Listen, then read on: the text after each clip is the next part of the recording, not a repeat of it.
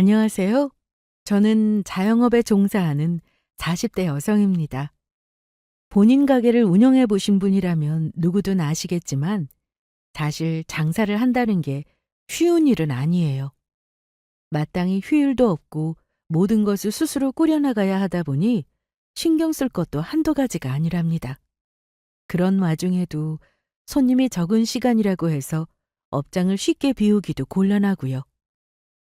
손님들이 한창 많이 들이닥치는 바쁜 시간을 보내고 이렇게 잠깐 가게에서 짬이 날 때마다 제 휴식 시간을 함께 해주는 것이 바로 이 채널인데요.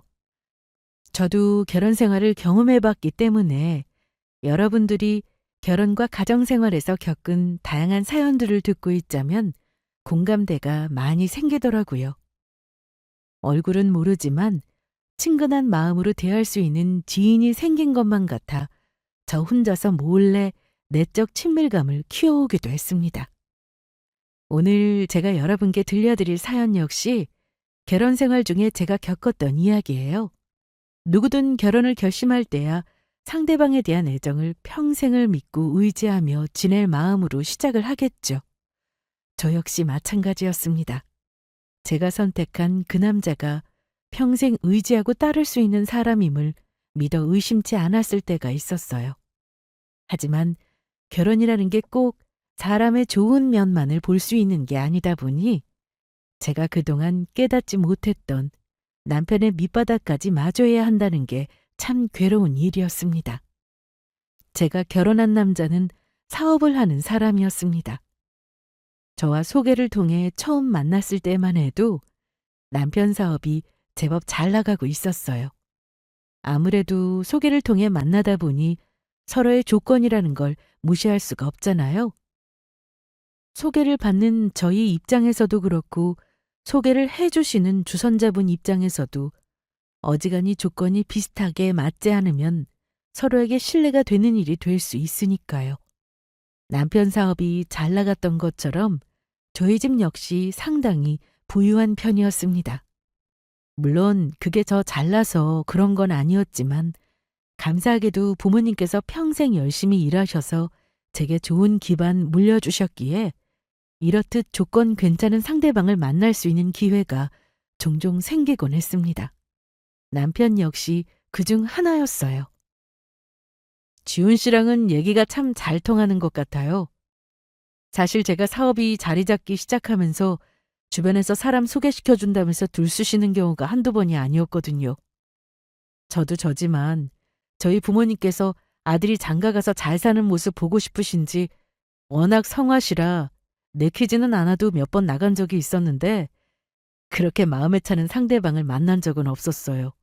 그래서 솔직히 오늘도 기대하지 않고 나왔는데 지훈 씨 같은 분을 만날 수 있다니 제가 참 행운인가 봅니다. 첫 만남에서부터 남편은 제게 호감을 보였습니다.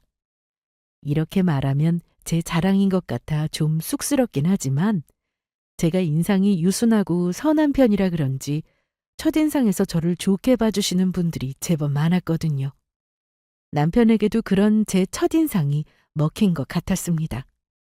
남편은 아주 미남은 아니었어도 허우대도 멀끔하고 조건도 괜찮고 무엇보다 제 환심을 사겠다고 적극적으로 행동하는 모습이 남자다워 보여서 좋았어요. 잘 나가는 남자가 제 마음에 들겠다고 그리 지극정성을 쏟는데 혹하지 않는다면 거짓말이었겠죠. 그도 그럴 것이 연애할 때 남편이 저에게 참 잘했습니다. 저뿐만 아니라 저희 부모님한테도 점수 따겠다고 갖가지 진귀한 선물에 비싼 식사를 대접하기도 하는 등 제법 노력을 기울였으니까요. 우진이 정도면 조건도 그렇고 사람도 그렇고 그리 나쁘지는 않은 편이지. 아빠는 저만 하면 괜찮다 싶다. 저만큼이야 누구나 다 하지. 우리 지훈이가 이렇게 예쁘고 잘났는데 어느 남자인들 마다하겠어요? 나는 좀 더 지켜볼랍니다. 쉽게 남편에게 마음을 주신 친정아버지와는 달리 친정어머니는 딸 가진 노파심에 그러셨는지 보다 깐깐하게 구셨습니다. 남편도 그걸 눈치채고 있었는지 저희 아버지보다는 어머니 눈치를 더 보기도 했죠. 어찌되었든 처음부터 결혼을 전제로 만난 사이였기 때문에 만남이 지속되자 자연스럽게 결혼 이야기가 나오게 되었습니다. 그전까지는 자기 사업 이야기하면서 항상 자신감 넘치고 목소리가 크던 남편이 본인 본가 이야기할 때가 되자 다소 주눅이 좀 들어 보였어요. 우리 집은 지훈 씨네랑은 달라서 사실 딱히 볼 건 없는 집이에요. 나 사업 시작할 때도 집에서 뭐 하나 도움받은 거 없었고 지금이야 내가 사업이 어느 정도 자리를 잡아서 본가에도 좀 도움을 드려서 전보다는 덜하지만 저 학교 다닐 때만 하더라도 집도 꽤 쪼들리는 편이었고요.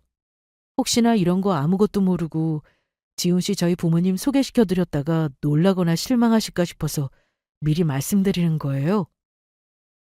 저한테 그 얘기를 하면서도 영 내켜하지 않는 남편이었습니다. 사람이 본인 불리할 구석에 대해서는 어지간하면 말하고 싶어 하지 않는 게 당연하긴 하지만 그래도 이제 곧 부부가 될 거고 결혼할 사이인데 알 건 당연히 알아야 한다고 생각했어요. 그리고 유복한 집에 태어나지 못한 게 그 사람 잘못은 아니니까요. 본인 능력으로 이만큼 사업 키운 것만 해도 대단하다고 생각했습니다. 우진 씨, 그런 말 말아요. 그만큼 우진 씨가 열심히 노력해서 지금 가진 것들 다 이루었다는 뜻인데 나는 그런 우진 씨 존경스러워요. 사실 우리 집이야 저희 부모님께서 열심히 사셔서 제가 아쉬운 소리 하지 않고 살 수 있었던 거지. 딱히 제가 잘해서 이런 집에 태어난 건 아니잖아요. 우진 씨 역시 마찬가지죠. 나 그런 거 전혀 신경 쓰지 않으니까 걱정하지 말아요. 그렇게 말해주는 저를 보고 감격의 겨운 눈으로 바라보는 남편이었습니다. 자기 딴에는 그게 어지간히 약점이라고 생각했던 모양이에요. 지훈 씨, 지훈 씨는 그렇게 말해줄 줄 알았어요. 다른 사람들은 몰라도 지훈 씨만큼은 저 이해해 줄 거라고 믿었어요.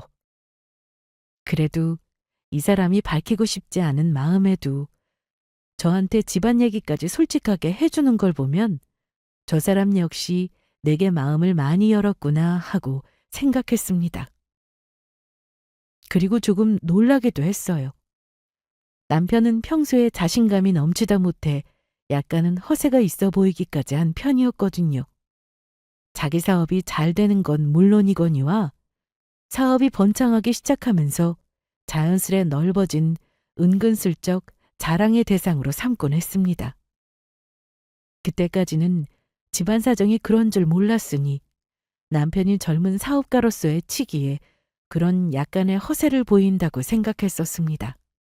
그런데 막상 남편으로부터 시댁 이야기를 듣고 보니 그게 다 어릴 적에 넉넉하지 못했던 서름에 대한 보상 심리인 건 아닐까 하는 생각이 들었습니다.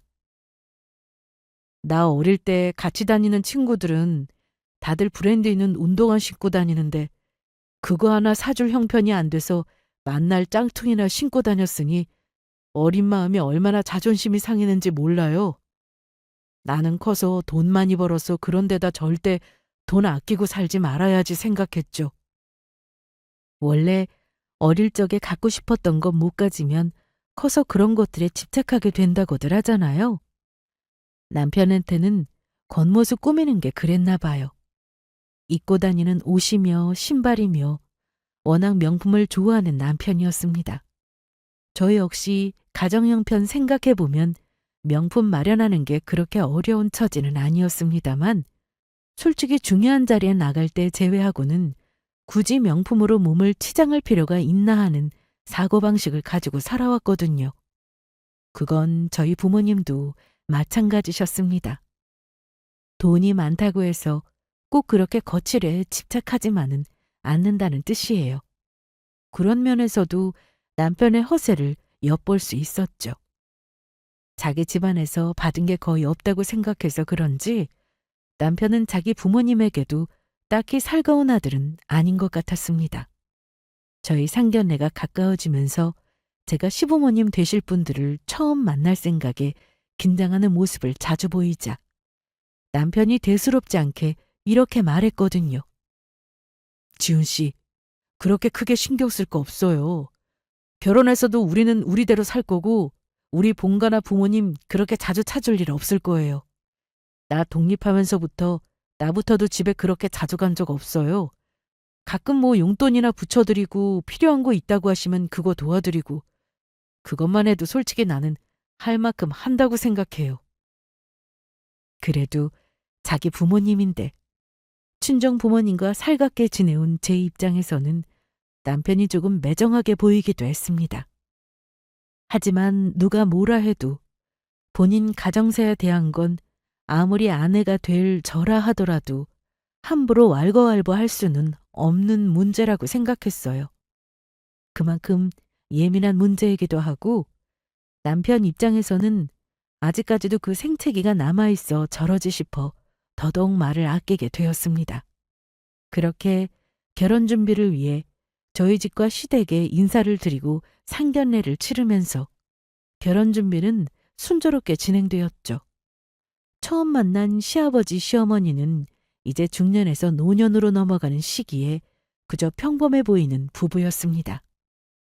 상견례 자리 나오기 전에 남편으로부터 단단히 주의를 받은 모양인지 저나 저희 부모님에게 극도로 조심하는 자세가 오히려 저자세로까지 느껴질 지경이었어요.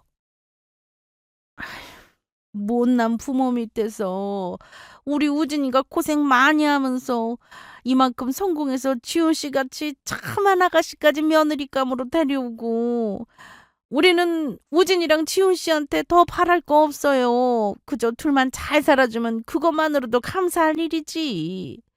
이리 귀한 집 자제분을 며느리로 맡게 돼서 내가 참 몸둘 바를 모르겠네.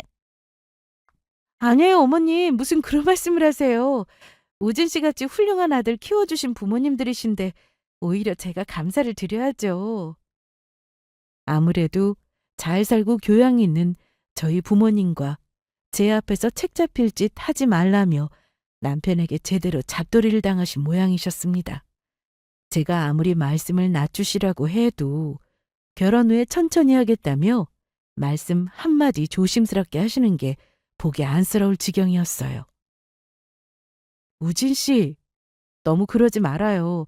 나 진짜 괜찮아요. 그래도 시부모님이랑 일찍 가까워지려면 마음의 벽도 허물고 좀 친근하게 다가서야죠. 알았어요. 지훈 씨가 그게 편하다면 그렇게 해야죠. 그치만 우리 부모님 챙긴다고 지나치게 무리할 거는 없다. 내 말은 그 말이에요.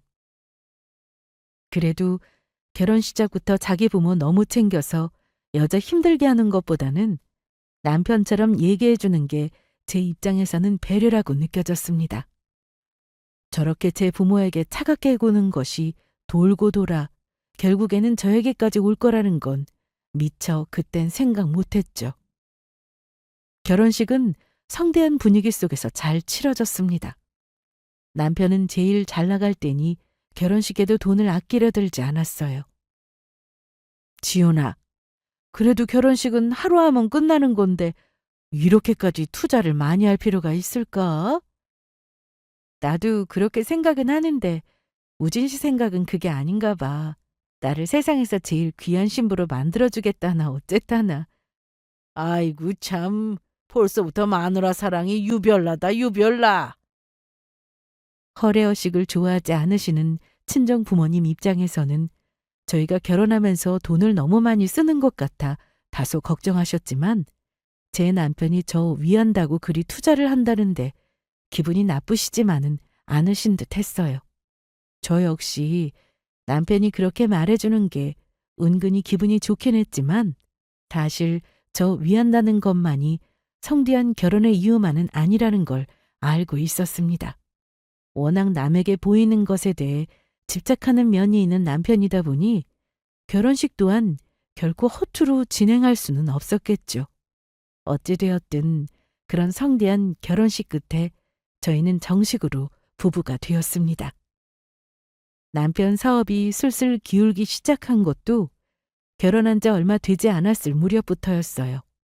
신혼 초에는 제 곁에 찰싹 붙어서 자투리 시간을 몽땅 저한테 할애하던 남편이 남편의 퇴근이 늦어지는 날이 점점 늘어나고 있었습니다.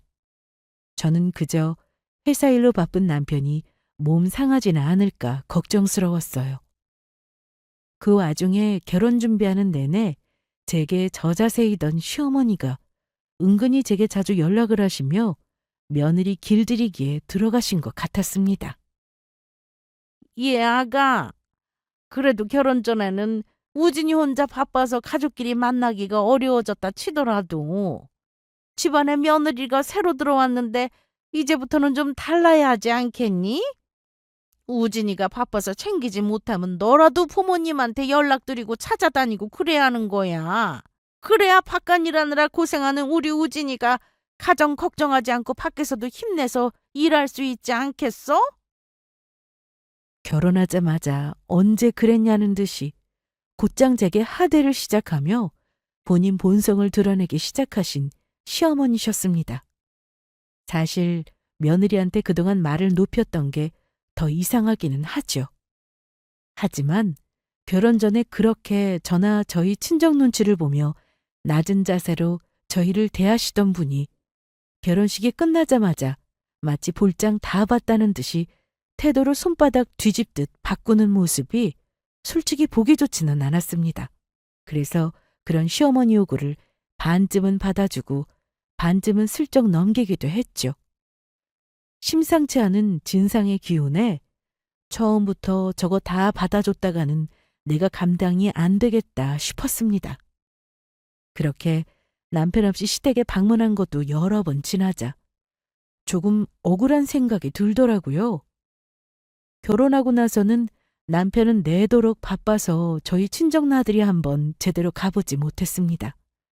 그런데 저는 시집 오자마자 태도를 싹 바꿔버린 시어머니 호출에 별다른 용건도 없으면서 시댁에서 내키지 않는 시간을 보내야 했으니 저 나름대로는 불만이 쌓였죠. 그렇다고 제가 가정주부라서 마냥 집안에 들어앉아 있는 것도 아니고 저 역시 일을 하는 사람이었으니까 쉬는 시간에는 저도 좀 쉬고 싶지 않았겠어요? 그런 마음에 저도 모르게 불만의 소리가 나갔나 봅니다. 요즘 당신 어머니가 나한테 연락 자주 하시는 거 알아? 내가 그동안은 당신 요새 많이 바쁜 것 같아서 괜히 신경 쓰일까 봐 얘기 안 했는데 요새 어머니께서 너무 날 자주 부르시는 것 같아. 결혼 전이랑 대하는 것도 너무 다르시고. 그냥 적당히 듣고 치워. 뭐 한다고 그걸 일일이 신경을 쓰고 있어? 예전 같으면 자기가 나서서 괜히 며느리 잡을 생각하지 마시라고 했을 남편이 약간은 짜증스런 말투로 말했습니다. 꼭 그건 제 일이 아니니까 제가 알아서 해결하라는 듯한 태도였어요. 제 입장에선 솔직히 황당하잖아요? 결혼 전에는 자기가 먼저 자기 부모님 크게 신경 쓸 일 없다고 하더니 막상 결혼해서 하는 건 다르지 않습니까? 그래서 저도 모르게 언성이 조금 높아졌습니다. 지금 다른 사람 얘기해? 당신 마누라랑 당신 어머니 얘기하고 있는 거잖아. 전에는 나보고 결혼해도 신경 쓸 일 없을 거라고 하더니 이렇게 짜증스러운 태도는 또 뭐고. 그러자 남편이 제게 버럭 화를 냈습니다. 아니, 그럼 결혼을 했으면 가정이 최우선이 되어야지. 내가 그런 것까지 일일이 간섭을 해야 해? 그것도 여자들 문제를? 나 요새 힘든 거 뻔히 알면서 그런 얘기를 하고 싶어? 그러니까 나도 참고 참다가 이제야 얘기하는 거잖아. 내가 뭐 어떻게 해달라는 것도 아니고 서운한 마음 좀 알아달라는데 꼭 그렇게 말을 서운하게 해야겠어? 결혼 전과는 180도 다른 태도에 놀라기도 하고 서운하기도 해서 저도 모르게 훌쩍이기 시작했습니다. 그런 저를 보는 남편 눈은 당혹스러움 반, 짜증 반이었어요. 어찌 되었든 간에 아직까지는 남편의 그런 모습에 익숙하지 않은 저였어요. 남편 역시 한숨을 푹 쉬더니 말했습니다. 내가 이런 얘기까진 안 하려고 했는데 지금 회사 사정이 많이 안 좋아. 그래서 내가 지금 다른 데 신경 쓸 여력이 없어. 당신이 좀 이해를 해줄 수 없겠어? 일이 많이 바쁜가 싶기는 했지만 회사가 위기에 처한 줄은 몰랐기에 저도 조금 놀랐습니다. 제 입장에서는 알고 그런 것도 아니고 억울한 마음이 들었지만 어찌되었든 남편이 힘들다고 하는데 마냥 저 힘든 얘기만 할 수도 없으니 그런 제 불만은 꾹 누르고 남편을 걱정했어요. 그렇게 혼자서 힘들어하지 말고 진작 얘기를 하지 그랬어. 그랬으면 나도 좀 더 신경을 썼을 텐데. 당신이 신경을 쓴다고 상황이 나아지는 것도 아니고 그냥 그랬어. 나 먼저 들어가서 쉴게. 어두운 낯빛으로 제 눈을 마주치지도 않고 말하는 남편이었습니다.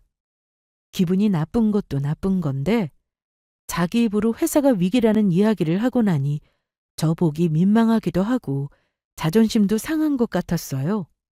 워낙 자기 사업에 대한 자부심도 강한 사람이었고 남 보기 우스워 보이기를 끔찍하게 싫어할 만큼 자존심도 강한 사람이었습니다. 제 딴에는 저 사람이 마음 다치지나 않았을까 신경이 쓰였습니다. 그러고 얼마 지나지 않아 남편 사업은 그야말로 풍비박산이 났습니다. 자정이 넘은 시각에 만취해서 돌아온 남편은 도무지 우라를 참을 수가 없었는지 두 눈이 시뻘겋게 충혈되어 있었어요. 내가 어떻게 이런 내 회사인데 이렇게 쉽게 무너진다는 게 말이 돼? 그동안 내 앞에서 알랑방귀 끼던 놈들 나 조금 힘들어지는 것 같으니까 죄다 모른 척하면서 사람을 깔보는데 괘씸한 인간들. 내가 그동안 자기들한테 얼마나 잘해줬는데 아끼는 거 없이 베풀면서 나한테 그만큼 받아먹었으면 그만한 값을 해야 될 거 아니야. 이 은혜도 모르는 인간 같으니라고. 울분에 차서 고래고래 소리를 지르는 남편이었어요.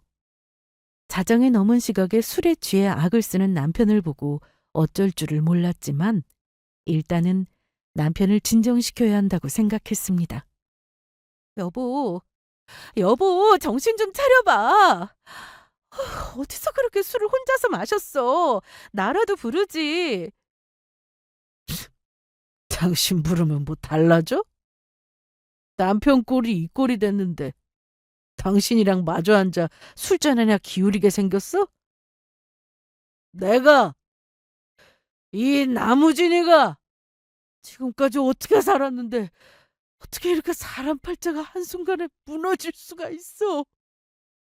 허세를 부리며 쌓았던 인맥들이 진실한 관계일 리도 없었고 원래 사람 사는 게 잘 나갈 때는 주변에 발 디딜 틈 없이 사람들로 와글와글 하다가도 힘들어질 때는 극소수의 진짜 제 사람들만 말고 곁에 남아주는 사람 없는 게 세상 이치 아니겠습니까? 남편 역시 마찬가지였겠지만 남편은 도무지 그 사실을 받아들일 수가 없었던 모양입니다. 여보, 제발 이러지 마. 내가 있잖아. 무슨 일 있어도 내가 당신 지켜줄 테니까 울지 마. 어? 태어나서 부도라는 건 겪어본 적도 없었습니다. 저라고 왜 무섭지 않을 수가 있겠어요. 하지만 그보다 한순간에 무너져 버린 남편을 제대로 붙잡지 않으면 혹시 이 사람이 무슨 일이라도 벌일까 싶어 겁이 덜컥 났습니다. 하지만 중얼중얼 술김에 온 세상을 저주하는 남편을 끌어안고 이 힘든 시기가 빨리 지나가기만을 빌고 또 빌었습니다. 그런 제 바람에도 불구하고 이미 꺾인 기세가 회복될 리는 없었어요. 남편 회사는 결국 회생 절차를 걸쳐 부도 처리를 해야만 했습니다. 그 과정에서 해결해야 할 돈도 한두 푼이 아니었어요.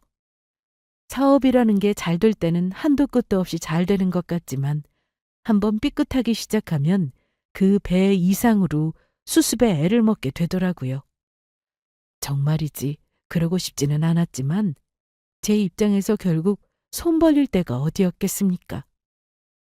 송구한 마음을 감출 수도 없었으나 결국 친정 부모님께 손을 뻗을 수밖에 없었습니다.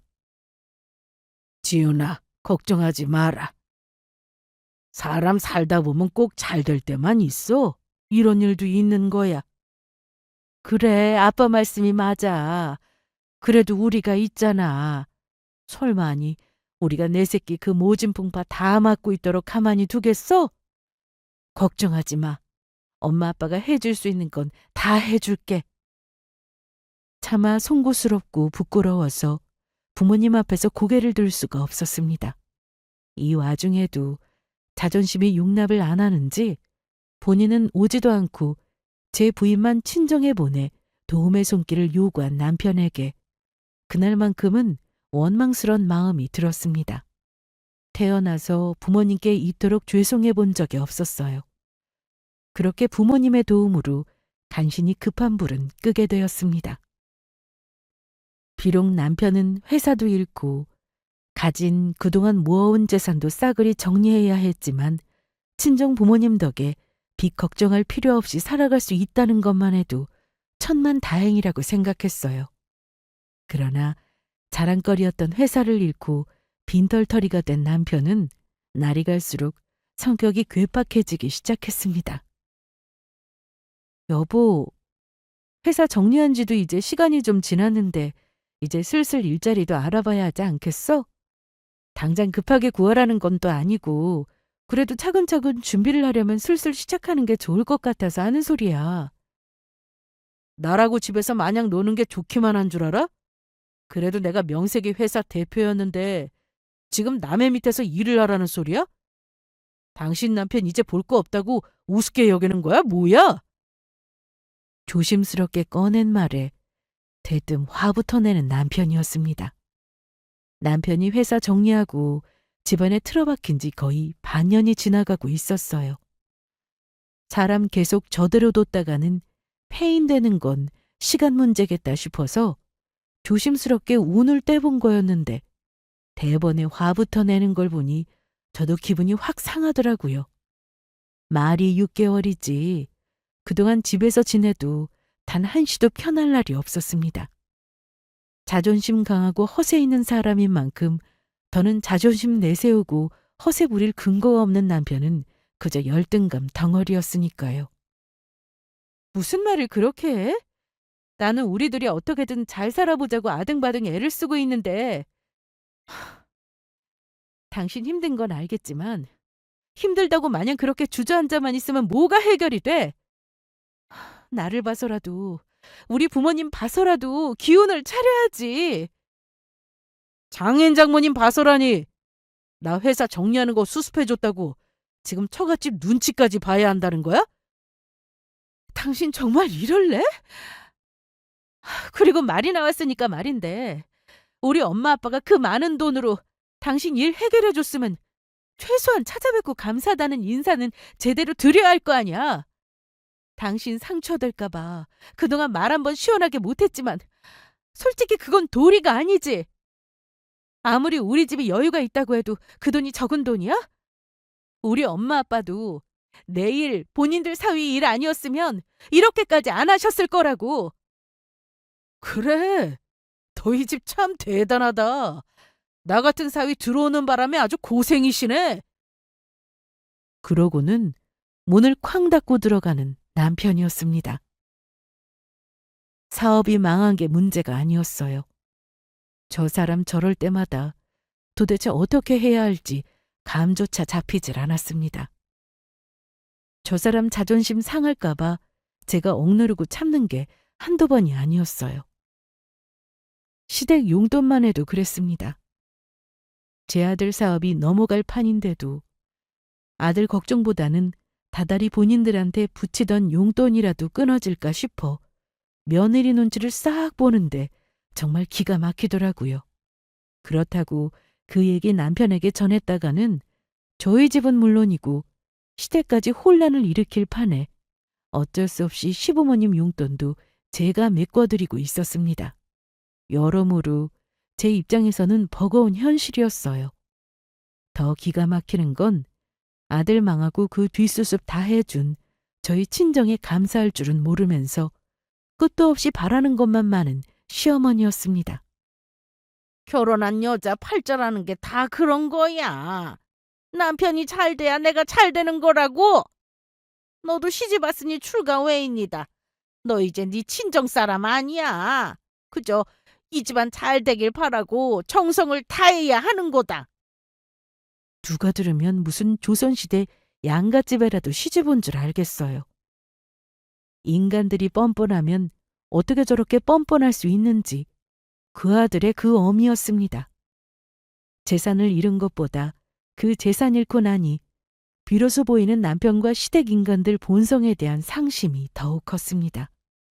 저 역시 서서히 그들에게 마음을 뗄 수밖에 없었죠. 당신 또 어딜 가? 주말에 엄마 만나기로 했다고 했잖아. 아니 무슨 결혼하는 여자가 바깥 나들이가 그렇게 잦아? 결혼했으면 가정에 충실해야지.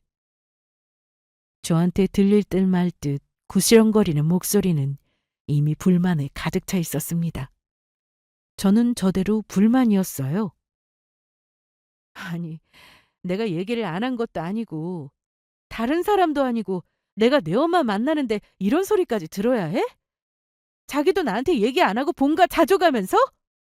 그러니까 나 우리 집 갈 때 며느리도 같이 붙어서 가면 얼마나 좋아. 내가 매번 빠졌어. 당신 가자고 할 때마다 거의 군말 없이 다니다가 오랜만에 엄마가 딸내미랑 데이트 좀 하자고 해서 그러자고 했는데 그걸 가지고 뭐 이렇게까지 기분 나빠하고 그래? 제가 시댁에 소홀한 게 절대로 아니었습니다. 남편 사업 망한 뒤 요상하게 남편이 나서서 거의 매 주말마다 저를 시댁으로 데려가려고 들었습니다. 그렇다고 시댁이 편한 자리이기를 하나 남편이나 집에 들어가면 제 세상인 마냥 안방에 퍼질러 누워서 낮잠이나 실컷 잤지만 제게는 편치 않은 시부모님이었습니다. 어디 그뿐인가요? 식사 때마다 주방에서 엉덩이 붙일 틈도 없이 일하고 식사 끝나면 후식 준비한다고 혼자서 아등바등하며 몸도 마음도 편치 못한 시간을 보내야 했습니다. 그러다가 정말 오랜만에 친정엄마께서 이러다 우리 딸 얼굴 까먹겠다며 얼굴 한번 보여달라는 말에 겨우 응한 거였어요. 당신 진짜 그러는 거 아니야. 결혼 전엔 안 그러더니 요새는 왜 그렇게 자기 가족들 못 챙겨서 안달인 건지.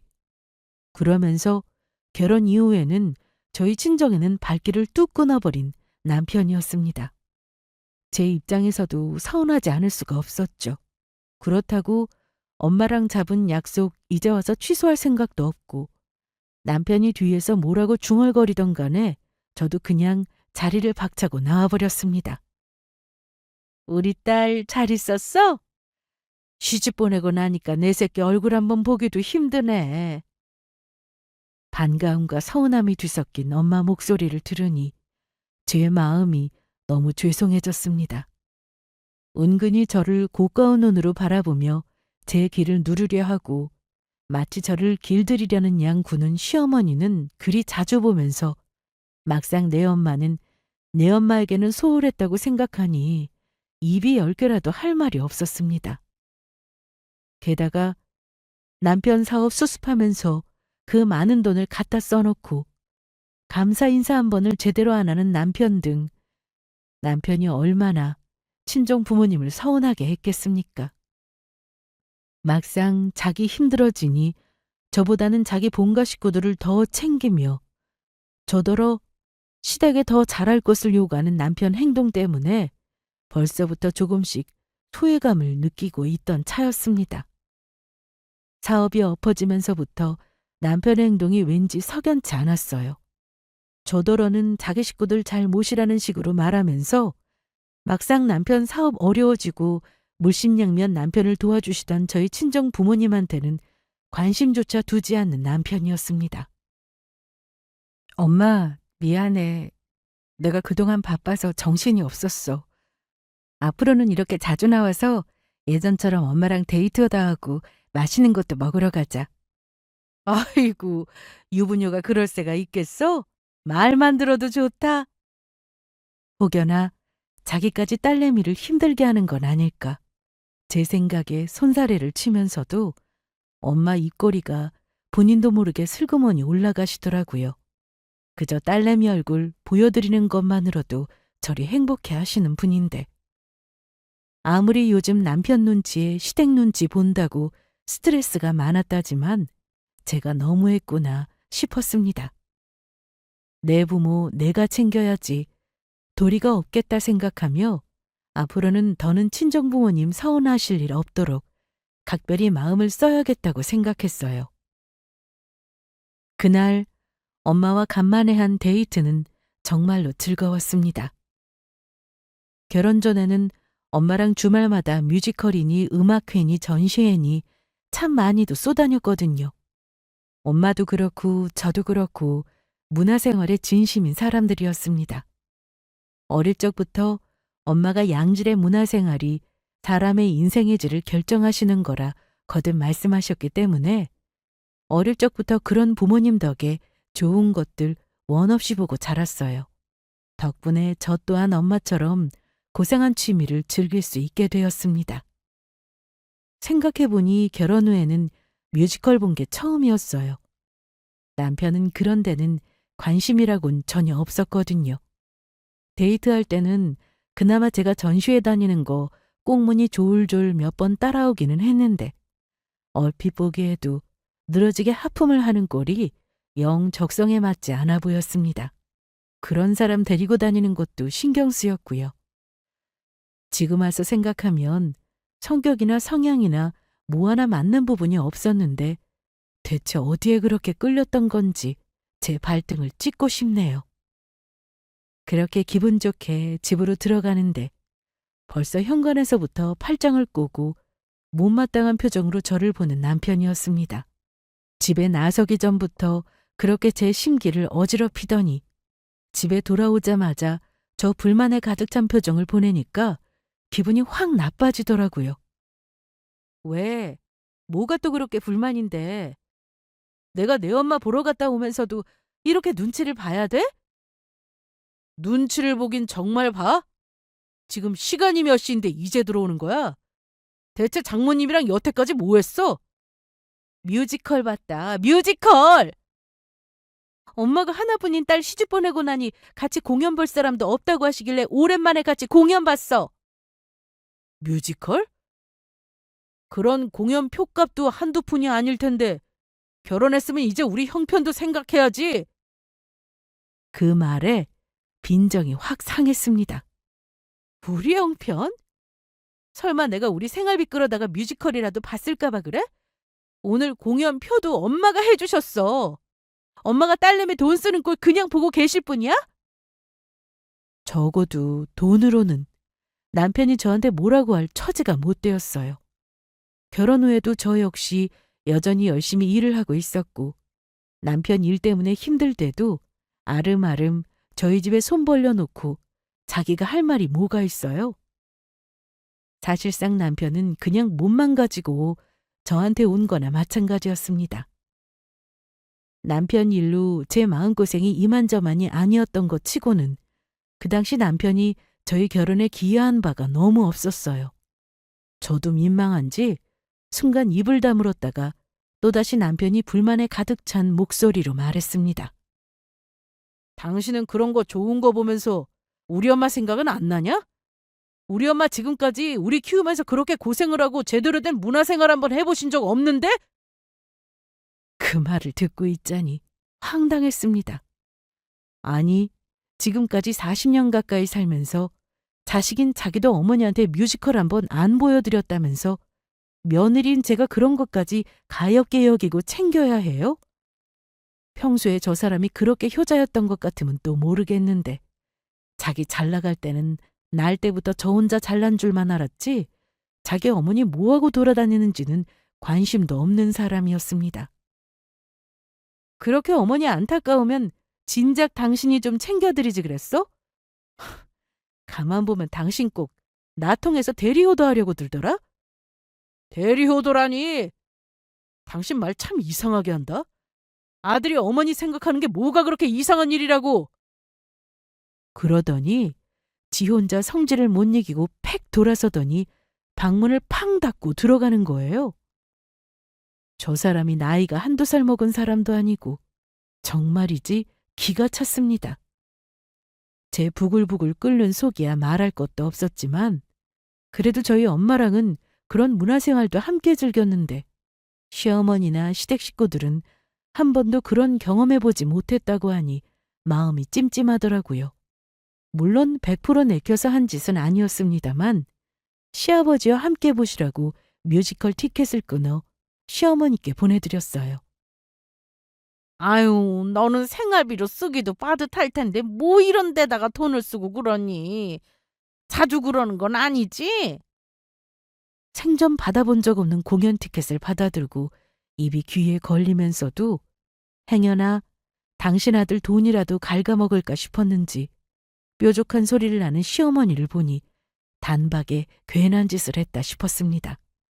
정작 시어머니랑 둘이 공연 보고 와서는 사흘 밤낮을 공연에 대한 감상을 신나게 떠들어대는 시어머니였지만 말입니다. 어쨌든 그거로 제 최소한의 할도리는 했다고 생각했어요. 뭐 한 번쯤 보니까 나쁘지 않더라.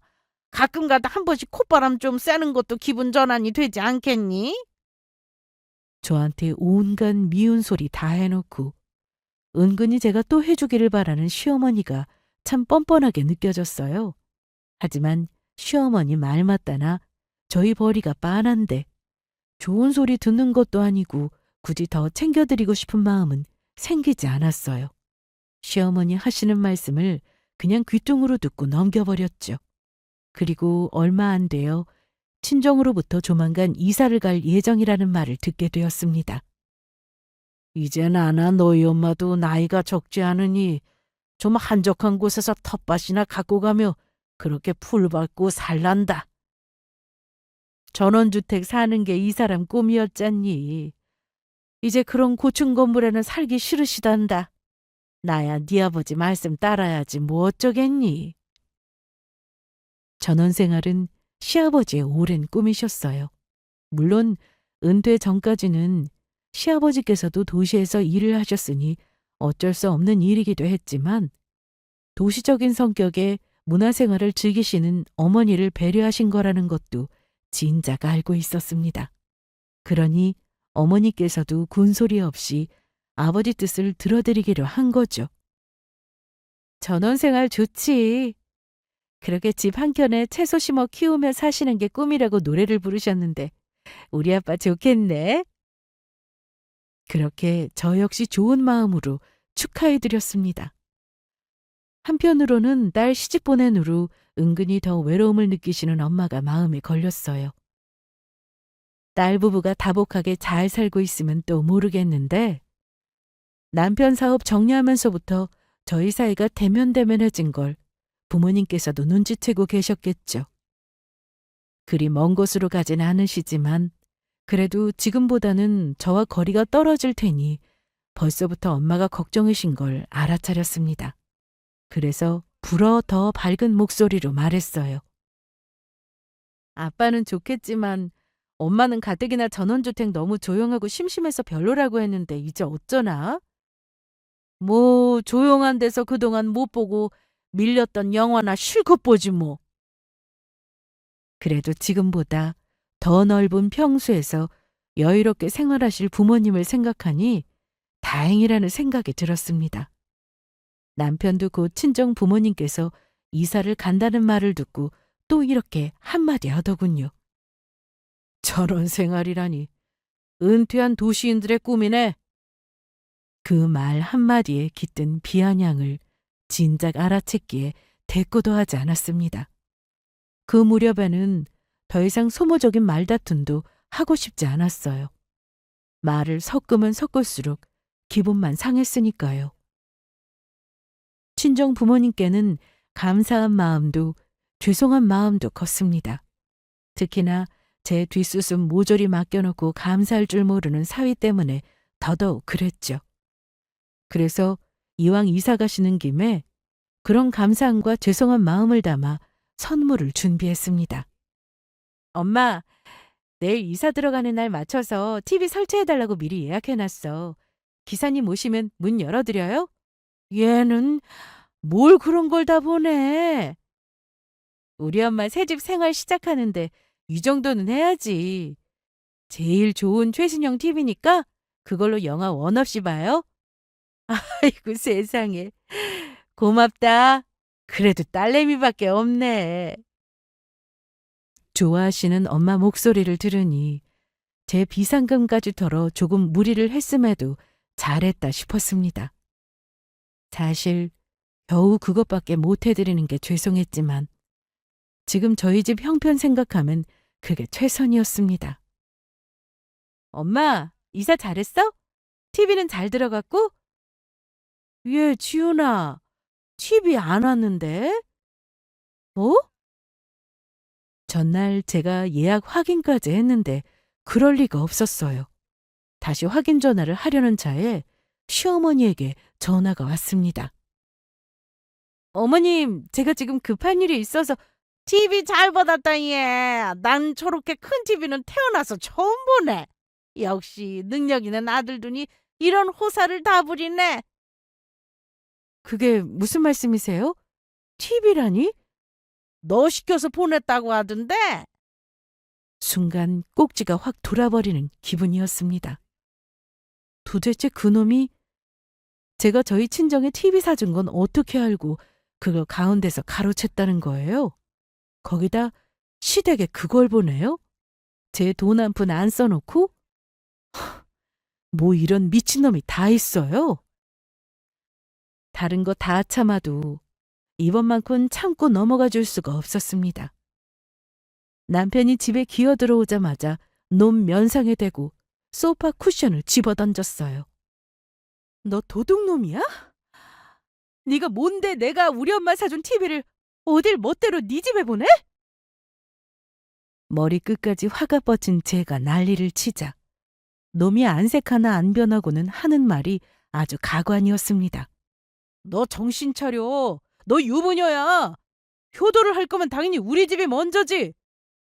남편 놈 정신 나간 소리에 그만 말문이 딱 막혀버렸습니다.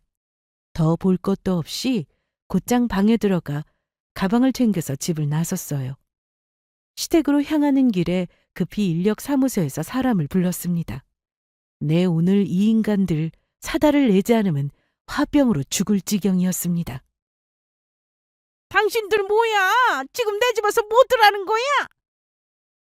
저거, 그리고 저거. 아, 저 TV는 오늘 당장 다른 곳으로 보낼 거니까 특별히 포장 신경 써서 부탁드릴게요. 시댁이 들이닥치자마자 남편놈이 가로챈 TV는 물론이거니와 그동안 저한테서 야금야금 뜯어낸 살림살이 일체를 전부 밖으로 실어 나르기 시작했습니다. 그걸 보는 시어미 꼴이 사색이 되어서는 제게 발광을 떨었어요.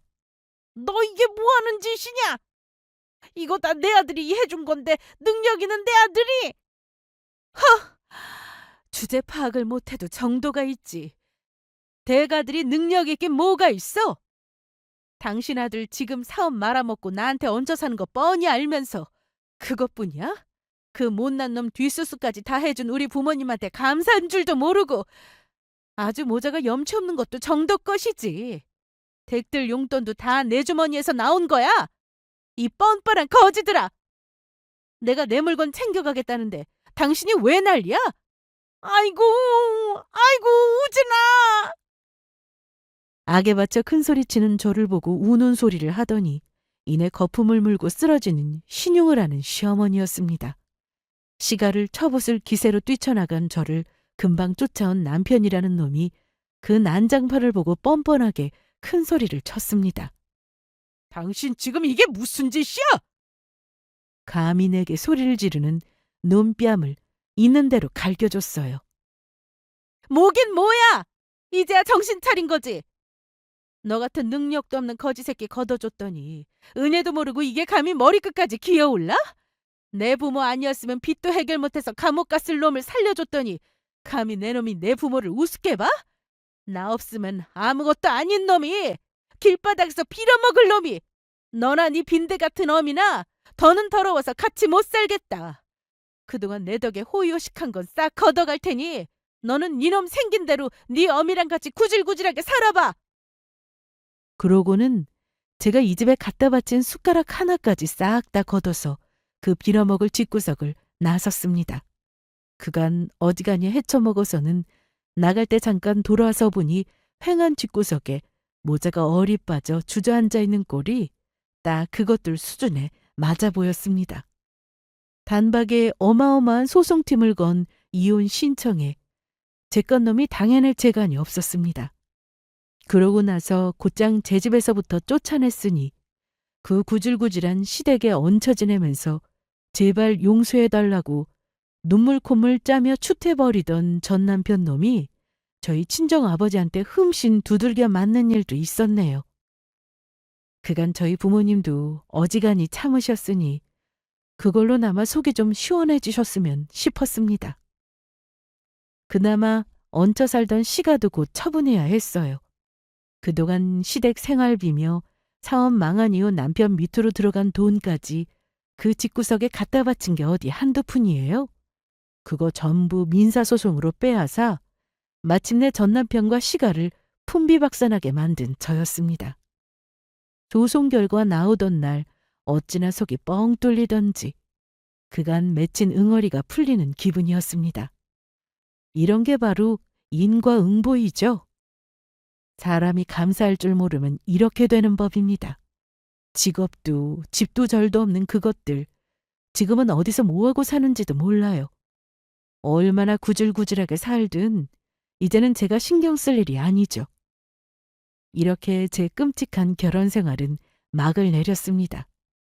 이제 저런 것들한테 인생 낭비하지 않고 씩씩하게 잘 살게요. 이야기 들어주셔서 감사합니다.